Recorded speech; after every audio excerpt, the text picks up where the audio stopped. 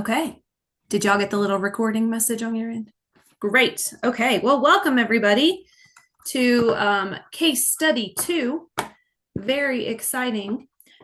So I have on the agenda a check-in to start. How's everybody doing?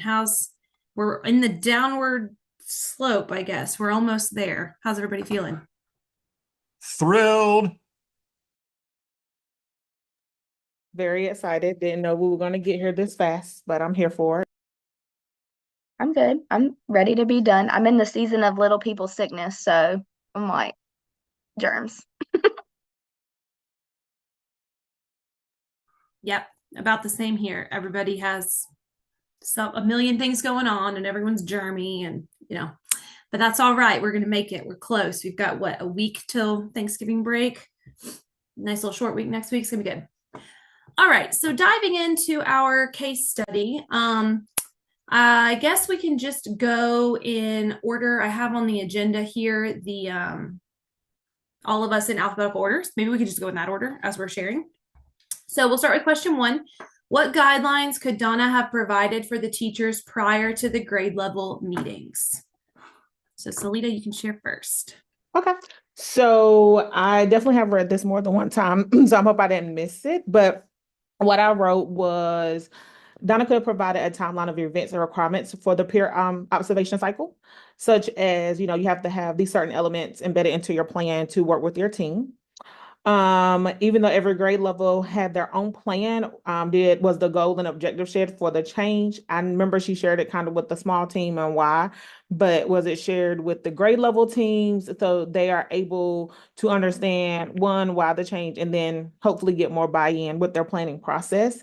And then I also put with working with the committee that she selected and the team leads, or like your department chairs, what was the process for ensuring that things were implemented with fidelity? So yes, we have this nice, wonderful plan, but what's the backup piece if we get thrown off for a day or somebody's not here to do their observation? What was the default of how to move forward if something was to happen?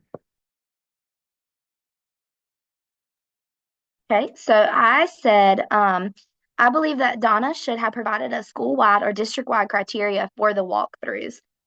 This helps make the walkthroughs more productive and intentional. The teachers could have had the option to add to the walkthrough document if they wanted to, but I think Donna should have given them some mandated criteria. She may have even considered a school-wide area of growth that teachers needed to be looking for amongst each other. I also believe that Donna should have encouraged the teachers to create a schedule for these walkthroughs so teachers felt like they had a say, all while telling the teacher walkthroughs were a non-negotiable. So I think that they should have been required.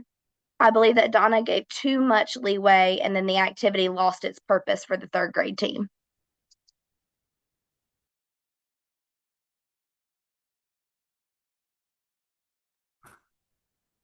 Awesome. Okay, Shaquana, what do you think for question 1?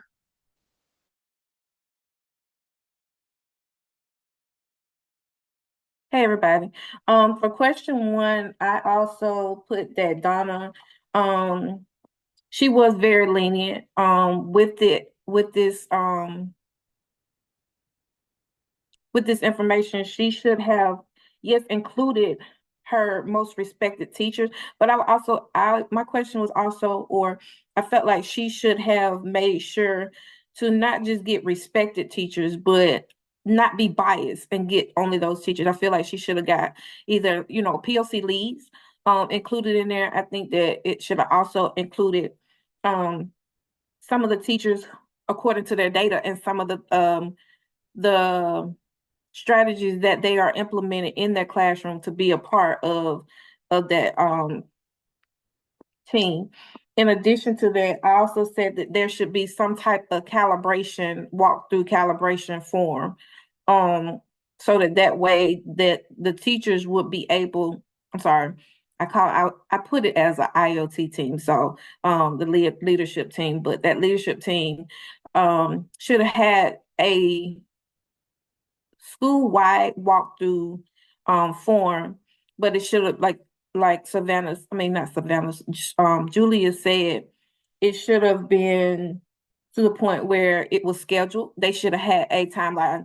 For example, I said that they should have a calendar with the months in there the days in there that they would be doing these specific walkthroughs and have specific things that they're looking for.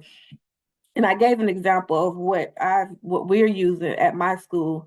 One thing we're looking for is academic monitoring. So academic monitoring and aggressive monitoring. So it should have been specific. When I say academic monitoring, specific monitoring, I mean aggressive monitoring, meaning going around and checking right there and giving feedback right there at that instance so that the kids will know what they're doing, those type of things. So another thing is not going off, but also I put in there that it should be something from the district also. And the reason why it should be something from the district is because that way it's going across the board. And you still have your school-wide information, but your look fors, but you also have what the district is included in there also. Awesome. All I'm right. sorry, y'all, I'm out of breath. I literally was running to get in the house because I'm glad you made it. Accident. Glad you made it. All right, Stuart, you're up. All right. I should probably mention from the get-go, entitled educators drive me just a little bit nanners.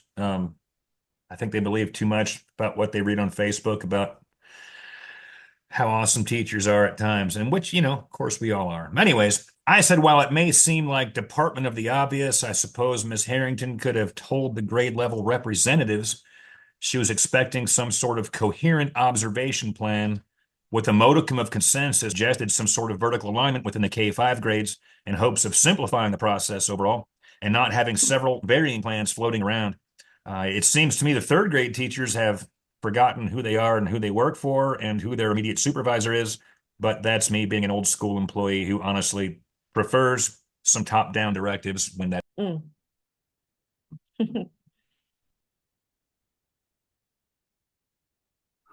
Okay, sorry, I lost my mouse between my two screens here. Okay, here's what I said for the first one. I said that Whitaker explains the difference between a great principal and a good principal can boil down to surrounding themselves with great teacher leaders instead of just good teachers. It was smart of Donna to seek out the opinions of respected teachers prior to meeting with the entire staff, but perhaps she could have gone to a particular team or committee instead of just basing the decision on reputation, kind of like what Shaquana said. The PLT leadership team or the SIT team should theoretically be made up of teacher leaders with a variety of experiences and opinions, and they would be an appropriate sounding board for a new initiative. When presenting the information to teacher leaders to take back to their teams, Donna should have explicitly stated the tight and loose constraints for the teachers prior to the grade level meetings. I personally think she made the whole process harder on herself and the teachers than necessary, and the end result was much more work for everyone involved. Taking the time to video each third grade teacher and then also find time to watch them and follow up with individual teachers is a colossal waste of time. Okay, so since we've all gotten to share, I think we're supposed to have, is there any discussion based on the things that we've all said, anything we agree or disagree on? I was taking some notes while we were talking, and it seems like everybody's response to this question has to do with how Donna should have had more structure and front loaded before this meeting. It's kind of like she went in unprepared. That seemed like it sums up kind of what we all thought. Yeah. Yes. Too much autonomy can be bad. I wouldn't necessarily say she went in unprepared. I think that she was trying to really truly get their buy-in. That was like the first thing I wrote in my notes on. Yeah, Really truly like to give them an opportunity to see each other, to buy in process first. And then like, sometimes people be like, well, do this. And then when it don't work for you, I'm gonna come back and correct you. Like type of thing. Like I feel like that's what she's trying to go with. Like one, this is why we do observations, formal observations, to go see each other because y'all think y'all are doing so wonderful. Like see how wonderful you really are from your colleagues. Like that type of vibe is what I kind of was receiving from it. So it's like that. They say that it's not an I got you, but it's an I got you. Yeah, it's one of those things where like it's really hard to rein it back in once it's been given without parameters. So I think that we all think she had good intentions, but maybe not quite enough structure to get teacher buy-in the first go round. And that was one of my reasons also when I stated that she shouldn't have just pick the most popular teachers because again, to me, that's a bias. You're not given, you have more than just those favorite teachers who actually have things to offer, strategies, and they know some things to look for also. So it's like, first thing you need to do is you need to make sure that you know every teacher and you really, really try to build that relationship, just like us building relationships with the students. So build relationships and really go for see who all those teachers are. Find out each something good about all those teachers because that can add to those walkthroughs. Yeah. All right, I'm going to push us along because this thing will kick us out when we hit 40 minutes and our time's almost halfway up and we've only done one question. So we're going to try to push through. Question number 2. How could the teacher's final plans be effective for the instructional process? Salita, you want to share your answer first? So I kind of struggled with this one a little bit. So I'm gonna give you some bullet points for the sake of time.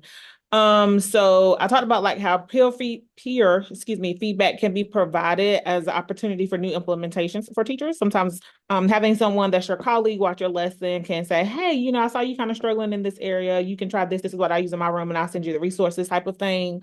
With the colleagues being able to see each other teach, they can find a place for processes and practical improvement strategies and educational strategies such as like hits. Like how can you incorporate this and provide and find more ways for students maybe to work together or not work together so much.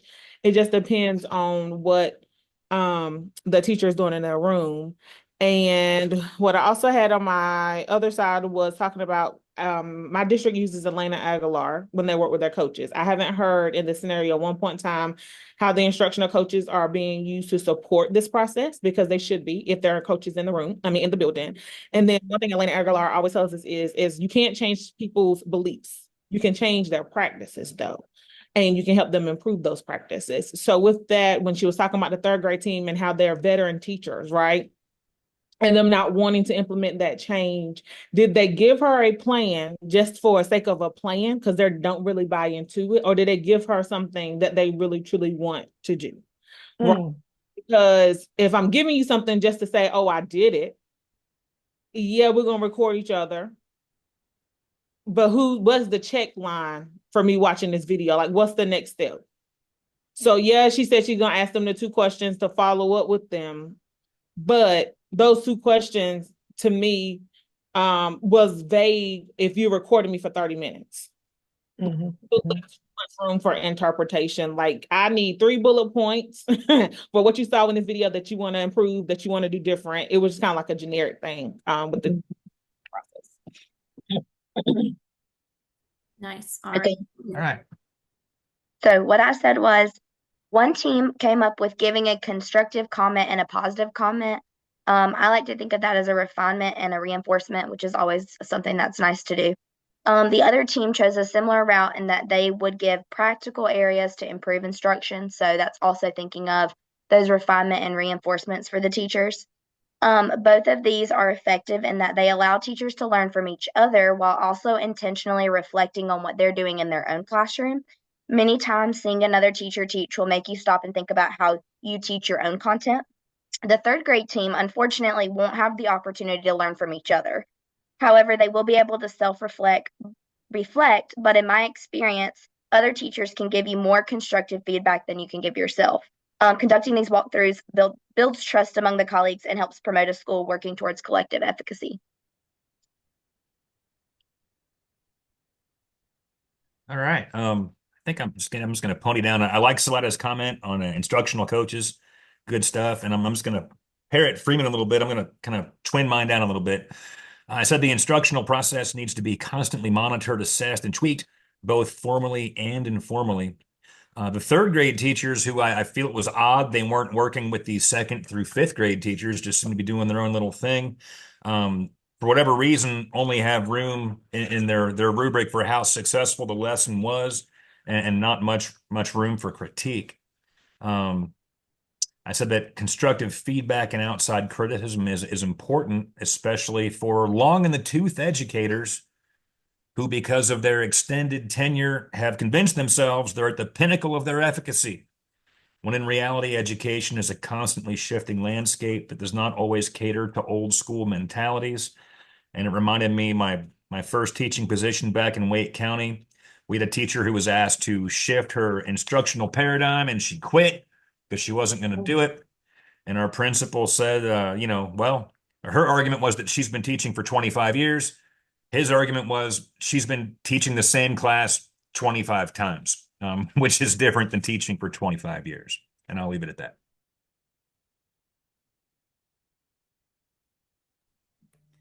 All right, so it's my turn, right?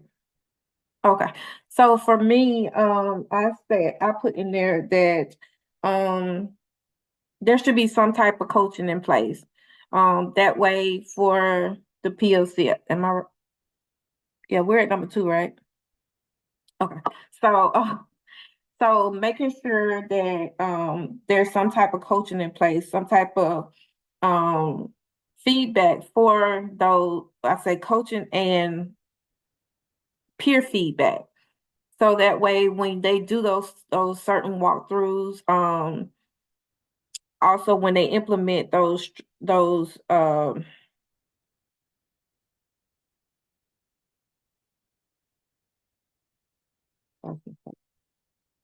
when they complete those forms, the calibration forms at the end, they come back and they take what they've gained and they need to bring that, take those pieces of those areas that the teachers need to work on. And during their moments that they are coaching, they're in their coaching sessions, those are things that they need to discuss with them to help. And then once they go back and they do their walkthroughs again, they will also see if those teachers have implemented those new strategies or the things that has been discussed. Also, I said have some type of school-wide PD that focuses on those areas that need to include strengthening for those teachers, especially when it's those beginning teachers too, because they need that extra support. And some veterans, but you know. Okay, just writing down what you said. All right, my answer for number 2.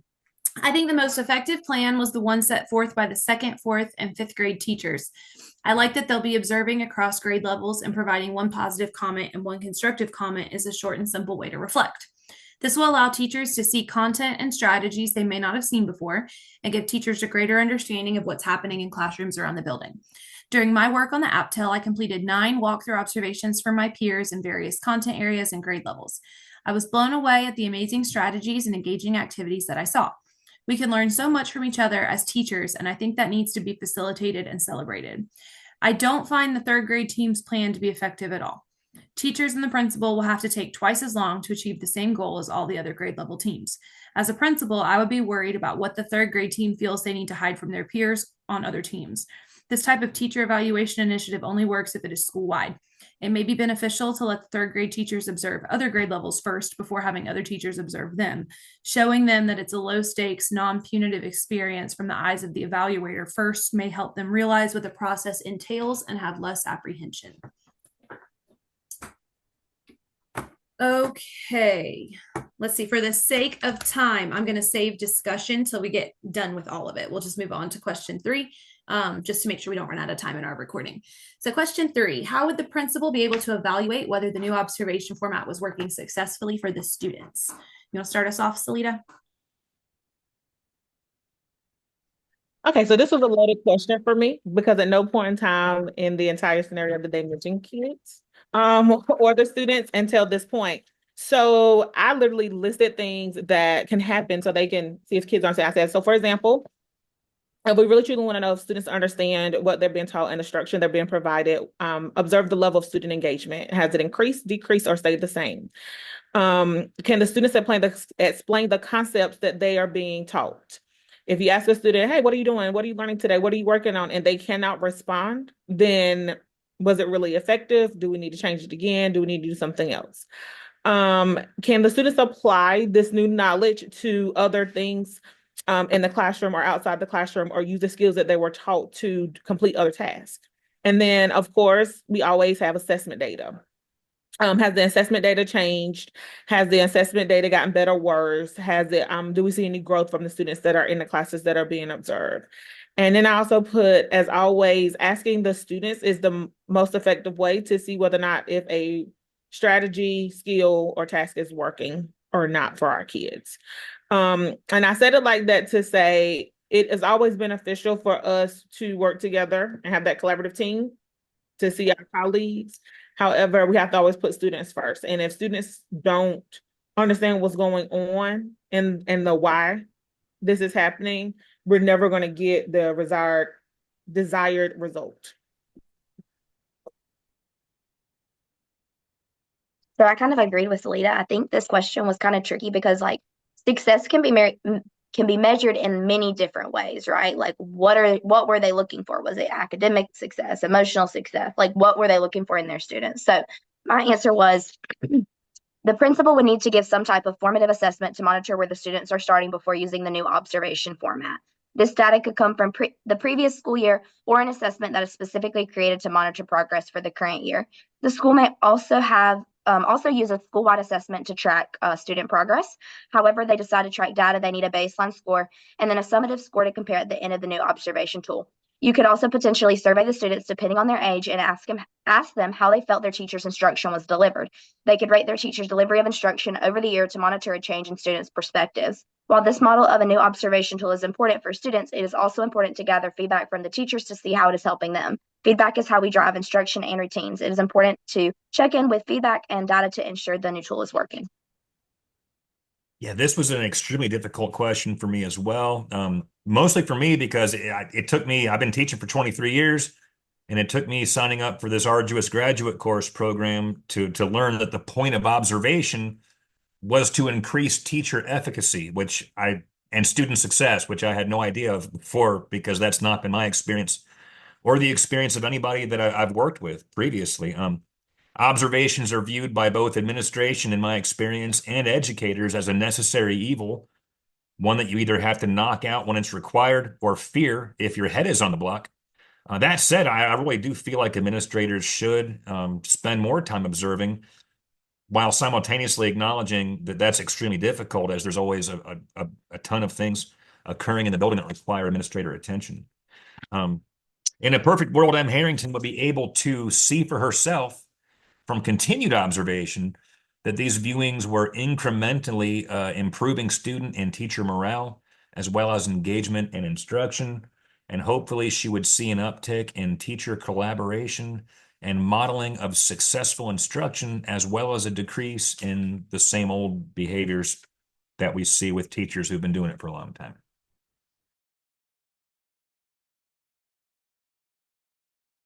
So for me, I think I I put a little bit of what went with this in my first answer, in addition to my second one. But I put that as the ILT team, the principal should have the ILT team to when they are doing their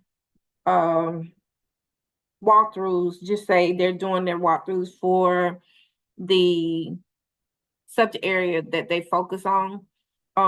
When they go through, they of course use their walkthrough form, but they are looking at how the students are engaging. And I used the example that I used previously, as far as like a calibration of the progress, I mean, not progress monitoring, aggressive monitoring / academic monitoring. And so with that, I stated that how the ILT members, they should look at how the students are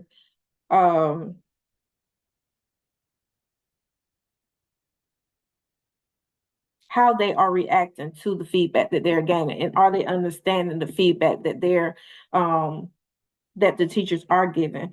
And that way the IoT team or the coaches, whoever it may be, they are seeing the feedback and how the students are reacting to it. I think that's a way, again, giving that feedback right then and checking for understanding. That's a way of informal assessment. And then taking that data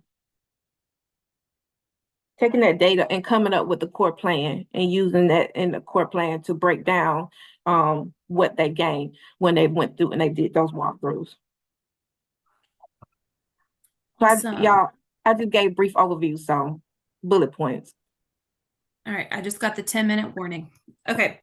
I said one of the areas we always try to highlight as educators is how our discipline fits in with other subject areas. For example, I'm a Spanish teacher, and one strand of our North Carolina Essential Standards is called Connections to Other Disciplines. We're supposed to show students how what they're learning in our room is connected to the other subjects they're learning. Students would have more overall success if their teachers were more connected. When teachers learn from each other, they would begin to implement similar strategies in their own classrooms, which will inherently connect the disciplines in a new way, boosting student achievement. Okay, so Donna and her plan and implementation of her plan, possible results of her plan. I'm not 100% sure. It says we're supposed to reach a consensus, but I don't really know what about. We weren't really given a question. So I don't know if we're supposed to just reach consensus about if we think she did the right thing or what she should have done. I'm not 100% sure. I was also kind of wondering because the prompt said this should consider what state school law and local district policy indicates. And I tried doing some research into this for real, and I didn't see any connections to school law or district policy. This seemed to be more of like a interpersonal issue, but those are my thoughts. So Stuart, I will say, like, for our district, we have a walkthrough tool. So I feel like that might be like, what I should say, so district wide, like we all use the same walkthrough tool. So I feel like that would be maybe like where she may be lacking is like, what is her district expectation of her, maybe? I don't know, or state expectation of her. Because I mean, we all know, like, when you go through the process of a teacher evaluation, there are certain things that they're looking for from the state department. So, like, how are we incorporating those into what we're looking for so that we make sure, like, across the board teachers are. So what I want to add to that too is a couple of things. So one of the indicators for your school improvement team options in North Carolina anyway is that teachers have the option to do a peer observation. That could be one of the goals. So Yep. a lot of times that ends up falling on your beginning teachers, right? Even though it does not always explicitly say beginning teachers. If that makes it could literally be everybody in the school has to do at least one per semester, for example, in high school, peer observation, and it's already pre-planned out because we just did ours, right? Policy wise, though, I agree with Julia. We have a grade band walkthrough form from our assistant superintendent. So all of high school uses the same walkthrough tool, right? And that's how we collect that data. And on that too, because one of the biggest pushes we have, especially in secondary, is like, are you using the hits, right? Higher order thinking skills. How are you using, what hits are you doing? Creating an emotional environment for your students. What does that look like when students are asking questions or seeking feedback? So for me, I don't think Donna had a plan. I think Donna had an idea. And I'm gonna end it with that. I agree with that. She didn't come with a plan. I would agree with that. It's a good summation of this whole experience is she had a big picture, but not the structure, how to get there from here. And I think like what Stuart said, like sometimes too much autonomy is not a good thing, right? Like, it's important for your teachers to feel valued and for them to feel heard. But at the end of the day, you have to remember that you're the leader in that school and that, what happens ultimately falls on your shoulders. So, it's important to have that plan and their structure within your school and not let people ultimately make decisions for you. Like, I feel like she let the third grade team just make a decision, and like that wasn't really a good decision to let them make, in my opinion. Yeah, I agree with you there. Like, why did they get the final say in that situation? Like, sometimes, yes, you want people to have some autonomy, but if you have a specific expectation, that's kind of why I brought up the tight and loose. Like, yes, you could have some freedom in how you want to do this, but the expectation is these are live, this frequently, whatever observations. All right, and I agree. Sorry. I agree with you. Stuart, were you talking? Okay, I'm sorry. I agree with you, Savannah. When you say, I just lost it. Come back to me because I just lost it. I gotta think of it again. Like tight and loose kind of thing. Well, the structure. I think that she had an idea. I think that she felt like it was structured, but it really was not structured to the depth that it should have been, if that makes sense. In her mind, it was structured. Yeah, she very much in this situation reminds me of my principal. He is such a big picture guy and he has really good ideas, but he needs to surround himself with the people that can help get him from point A to point B. And so I So think that's really, delegation. yeah, knowing who your leaders are and knowing that you have a process for like working with, like you suggested, a school improvement team or something like that to spitball this and get a real plan before you then present it to all the teachers. To that too. I don't in the scenario that it was a realization that the third grade team still got what they wanted, which was not to do peer observations. Because if you just coming in to record me, you're not giving me feedback if I'm gonna watch it by myself. Like they still, Right. which was they didn't feel like they needed to do peer observations or they shouldn't be a part of this process because they're veteran teachers. We all need some type of, we all have some area of growth. Yep. Okay, so our consensus. Donna had good intentions. I feel like this was what happened with the last case study too. Whoever the person was had good intentions. This one was very But- realistic, though. This one was very realistic. I agree, way more than the last one was. Yeah. And it was funny because Stedman was saying in the Zoom, like, y'all aren't going to believe, but there's really schools like this. I'm like, well, compared to the last case study, this one is actually very believable, I felt. Right, yeah.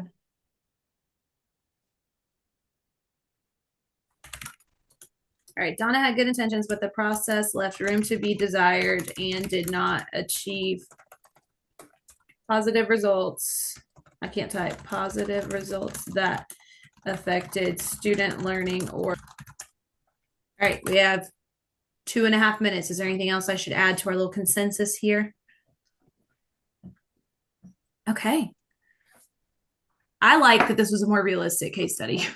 That was more beneficial, I think, than the last one. All right. Anyone have anything else they want to add before I shut down our recording?